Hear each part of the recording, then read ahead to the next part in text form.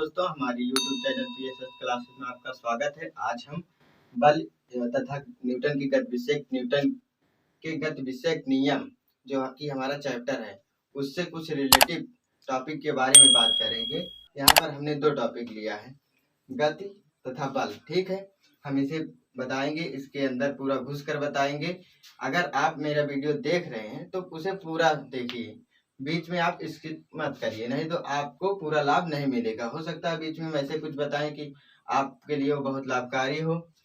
तो आप हमारे वीडियो को चाहे लाइक करिएगा चाहे मत करिएगा, सब्सक्राइब करिएगा मत करिएगा, कोई मतलब, लेकिन वीडियो लास्ट तक देखिएगा और कमेंट जरूर करिएगा।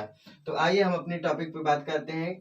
जो हमारी टॉपिक है, आज हम बल तथा न्यूटन की गति विषयक नियम के चैप्टर से एक टॉपिक उठाए हैं, गति तथा बल।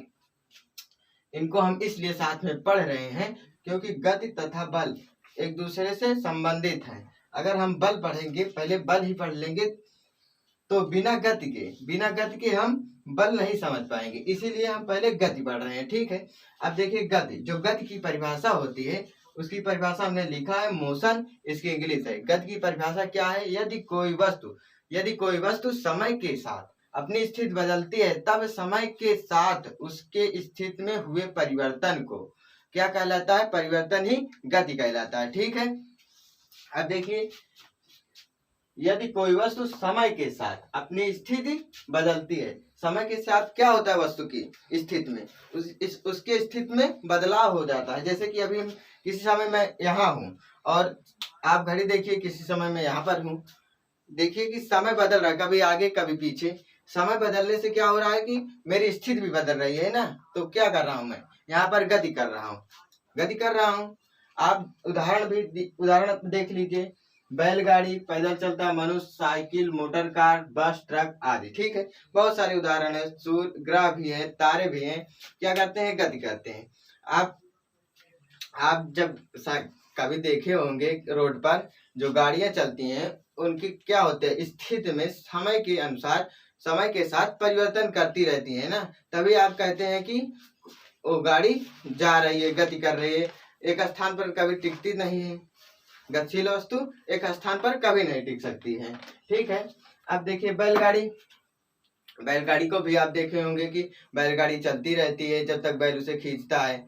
ठीक है, पैदल चलता मनुष्य देखे होंगे, जब तक पैर अपना चलाता रहता है तब तक आगे बढ़ता रहता है। साइकिल भी जब तक पैडल मारते हैं तभी तक आगे बढ़ती है ना।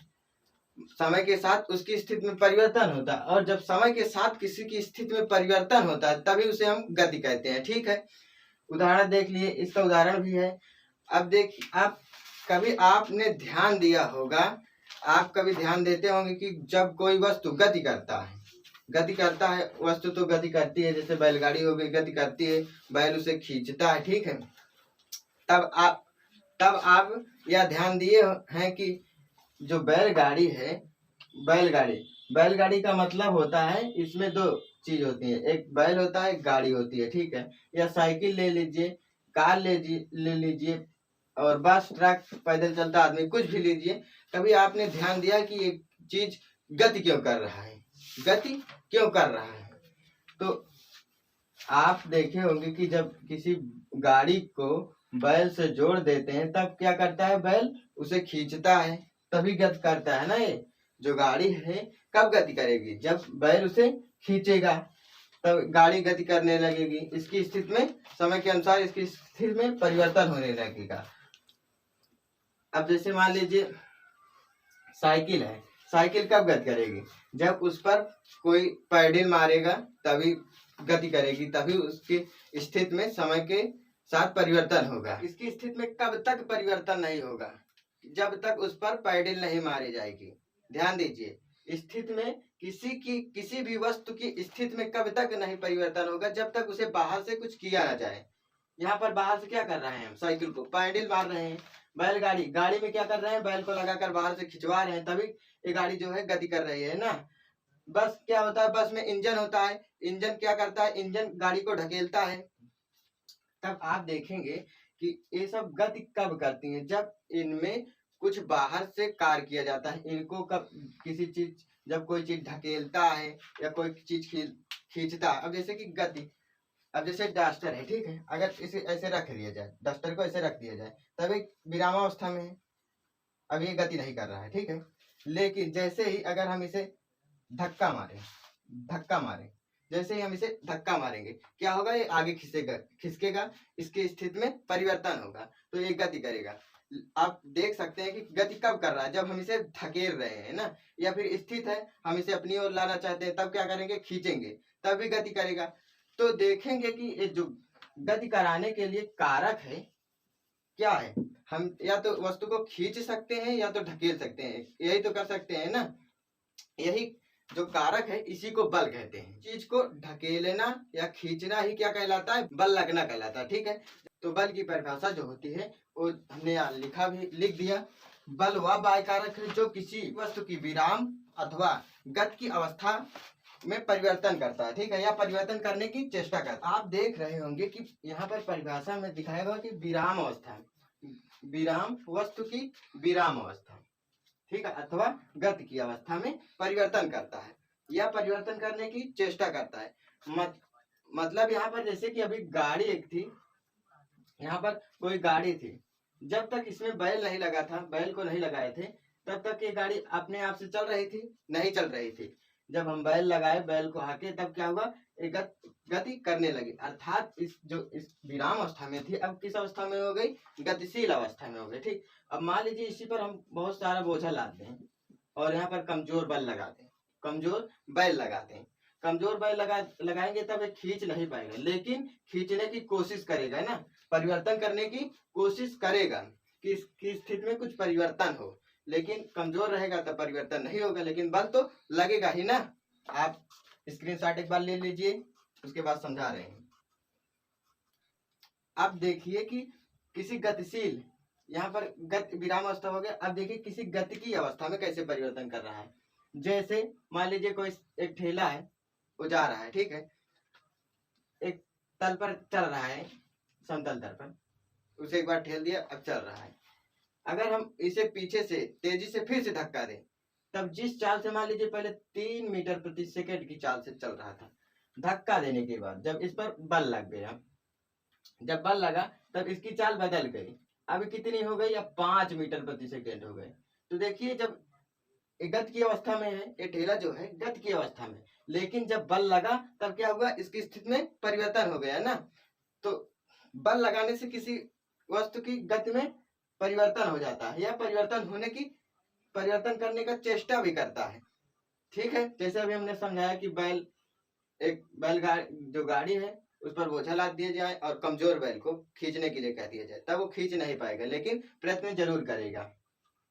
अब जो बल के प्रभाव हैं उनको देख लीजिए, ये है बल का प्रभाव। बल के प्रभाव हमने लिखा है, जो हमने यहाँ पर लिखा है, देखिए जो पहला लिखा है, बल लगाने से किसी गतिशील वस्तु की चाल में परिवर्तन कर सकते हैं। अब अभी हमने जैसे एक ठेले का एग्जाम्पल दिया था कि ठेला जा रहा था सड़क पर, ठीक है, कोई ठेला जा रहा था सड़क पर, अगर हम उसे पीछे से धक्का दे दें, मान लीजिए 3 मीटर प्रति सेकंड से जा रहा था, हम उसे धक्का दे दिए, तब कितने स्पीड से जाने लगा, 5, मान लीजिए बढ़ गई उसकी स्पीड, धक्का देने के बाद 5 मीटर प्रति सेकंड से जाने लगा, तब क्या होगा, उसकी चाल में परिवर्तन हो गया ना, उसकी चाल बदल गई।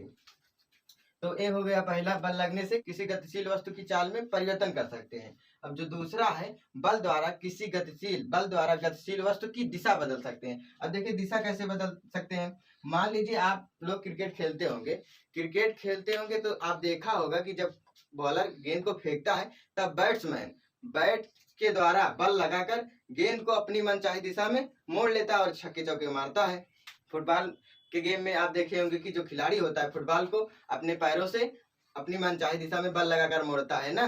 तो हो गया है, बल द्वारा किसी गतिशील वस्तु की दिशा परिवर्तित की जा सकती है, बदली जा सकती है। जो तीसरा है, बल द्वारा वस्तु का आकार बदला जा सकता है। बल द्वारा वस्तु का आकार कैसे बदला जा सकता है, जैसे कि आप एक गुब्बारा फुलाइए और उसे दबाएंगे तब क्या होगा, चपटा हो जाएगा। या आप एक रबड़ की बॉल लीजिए, उसे अगर जब आप दबाएंगे तब क्या होगा, उसके आकार में कुछ ना कुछ परिवर्तन जरूर होगा। वो गोल होगी तो अंडाकार हो जाएगी, उसके आकार में क्या होगा, परिवर्तन हो जाएगा। ये भी हो गया। अब जो बल द्वारा गतिमान वस्तु को विरामावस्था से गति की अवस्था में बदला जा सकता है, ठीक है। अब देखिए इसे कैसे, जैसे अभी हमने बताया एक बैलगाड़ी थी, बैलगाड़ी तब तक नहीं चल रही थी जब तक बैलगाड़ी थी, बैलगाड़ी तब तक नहीं चली जब तक उसमें बैल नहीं लगाया गया। बैल अर्थात वो विराम अवस्था में थी। जब बैल लगा दिया गया, बैल बल लगाए, तब क्या हुआ, वो विराम अवस्था से गत की अवस्था में आ गई। अब देखिए गत अवस्था से कैसे विराम अवस्था में लाते हैं। जैसे क्रिकेट खेलते समय आप देखा होगा कि जो जब गेंद आती है, कैच लेता है जो खिलाड़ी होता है वहां पर, तो क्या होता है, बॉल गतिशील होती है। जैसे मान लीजिए क्या है, गतिशील है और हमने गिरा दिया और यहाँ नीचे रोक लिया, तब क्या हुआ, इसकी गति में रुक गई ना, विरामावस्था में हो गई, स्थिर हो गई। तो यही है, ठीक है। बल के प्रभाव, बल जो है बल एक सदिश राशि है। क्यों सदिश राशि है? क्योंकि इसको व्यक्त करने के लिए परिणाम और दिशा की दोनों की आवश्यकता पड़ती है। अगर आप इसके बारे में जानना चाहते हैं तो हमने एक वीडियो बनाया इस अदिश एवं सदिश राशि है, हमारे डिस्क्रिप्शन में हमारा वीडियो मिल जाएगा और आप देख लीजिएगा, ठीक है। अब हम बात करेंगे बल के प्रकार, टाइप्स ऑफ फोर्स। बल दो प्रकार के होते हैं, ठीक है। जो पहला है, बल दो प्रकार के होते हैं। पहला संतुलित बल, दूसरा असंतुलित बल। इसकी English balanced force and unbalanced force होता है, ठीक है।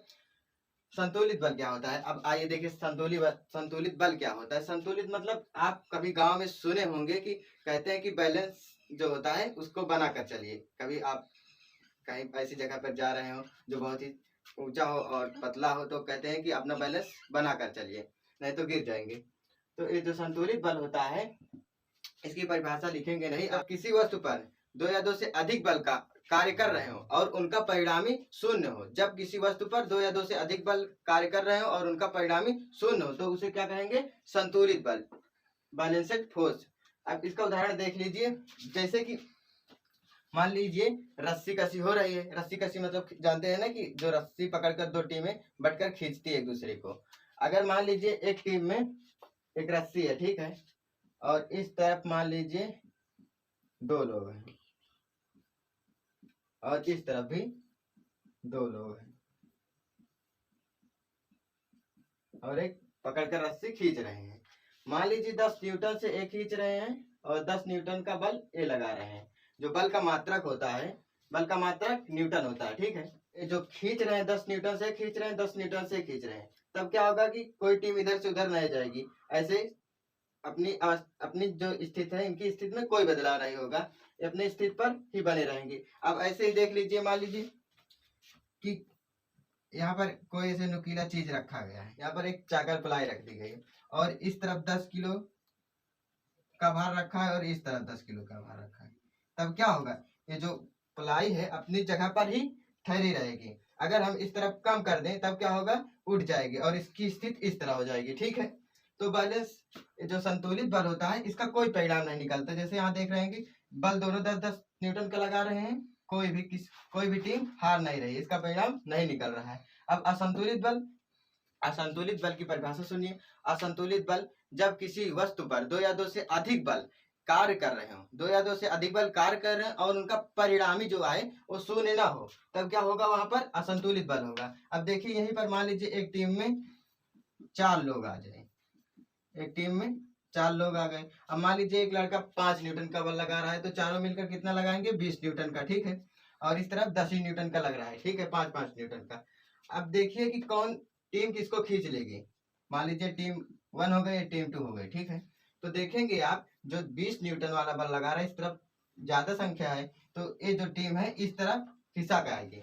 इसका परिणाम निकलेगा कि ये जो सेकंड वाली टीम है इस तरफ, मान लीजिए यहाँ पर एक लाइन है, इस तरफ आ जाएगी ना, तो इसका परिणाम निकल रहा है। जैसे कि यहाँ पर आप देखेंगे कि अगर इस 10 किलो को हटा दिया गया, तब क्या होगा, इसकी स्थिति में परिवर्तन हो गया ना, परिवर्तन हो गया। और एक क्या होगा, इसकी स्थिति जो संतुलन में थी बिगड़ गई। असंतुलित बल से क्या होता है, परिणामी शून्य नहीं होता और उसका कोई ना कोई परिणाम होता है। जो जितनी भी गति होती है विरामावस्था से, जो स्थित जो कोई वस्तु जब विरामावस्था होती है तो उस पर असंतुलित बल ही कार्य करता है। आप जैसे देख सकते हैं कि जब बैलगाड़ी होती है, बैलगाड़ी में जो गाड़ी होती है उस पर जब बैल होते हैं असंतुलित बल लगाते हैं। यहाँ पर उसके टायर पर एक घर्षण बल कार्य करता है जो इसके विपरीत में कार्य करेगा। तो ये बैल इससे ज्यादा बल, मतलब इससे जो यहाँ पर मान लीजिए 5 न्यूटन का बल अगर घर्षण बल लग रहा है, तब यहाँ पर बैल 15 न्यूटन का लगाएंगे, ठीक है। मतलब कहने का कि असंतुलित बल से ही गति संभव है। संतुलित बल जहाँ लगता है वहाँ गति नहीं होती। अर्थात अगर वस्तु गतिशील है, वहां पर संतुलित बल लग रहा है तो वस्तु गतिशील रहेगी। यदि विरामावस्था में है तब जो जब कोई वस्तु गति करती है वहां पर असंतुलित बल होता है, और जब कोई वस्तु गति नहीं करती वहां पर संतुलित बल होता है। कहने का मतलब जैसे कोई वस्तु तभी गति करेगी जब उस पर असंतुलित बल लगेगा, और जो संतुलित बल है वो गतिशील वस्तु में लगता है, लेकिन उसकी जो गति होती है कोई परिवर्तन नहीं होता। और जब विरामावस्था में जो वस्तु स्थित होती है उस पर लगता है तब भी उसकी स्थिति में कोई परिवर्तन नहीं होता। ठीक है, संतुलित बल कहाँ कहाँ कार्य करता है, उसके कुछ प्रभाव हैं। क्या क्या कर सकता है संतुलित बल, तो उसके प्रभाव इस तरह है। संतुलित बल से किसी वस्तु की जो आकृति होती है उसको बदला जा सकता है। जैसे कि आप एक गुब्बारा फुलाइए और दोनों तरफ समान बल से दबाइए, तब क्या होगा, गुब्बारे की आकृति में परिवर्तन होगा। मान लीजिए एक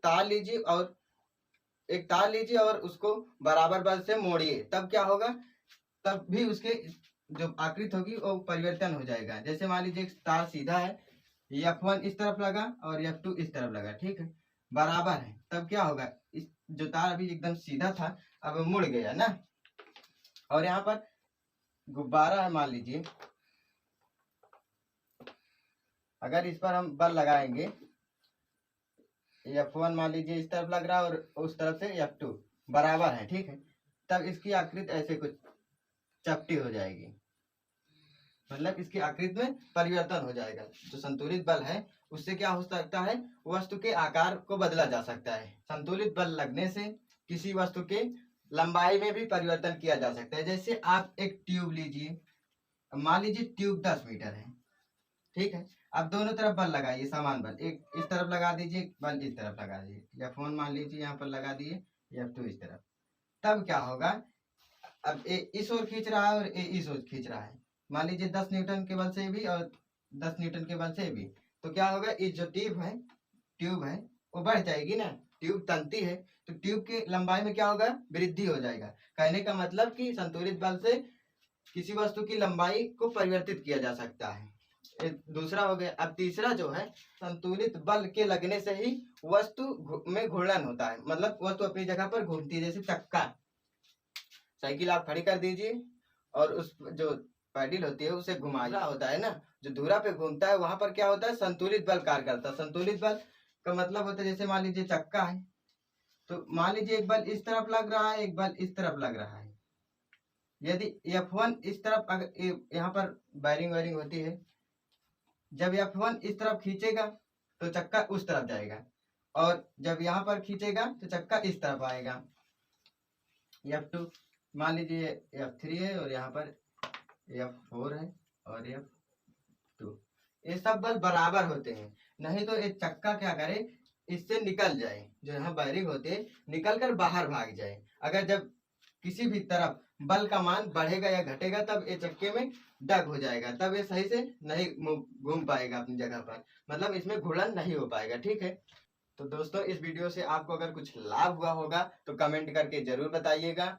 अब आपको हमारी जो टॉपिक थी यहाँ पर गति एवं बल कंप्लीट हो गई। अब हम अपने अगले वीडियो में न्यूटन के गति विषयक नियम बताएंगे, ठीक है, और भी टॉपिक के बारे में चर्चा करेंगे। तब के लिए धन्यवाद, हम मिलते हैं अपने अगले वीडियो में। जय हिंद, जय भारत।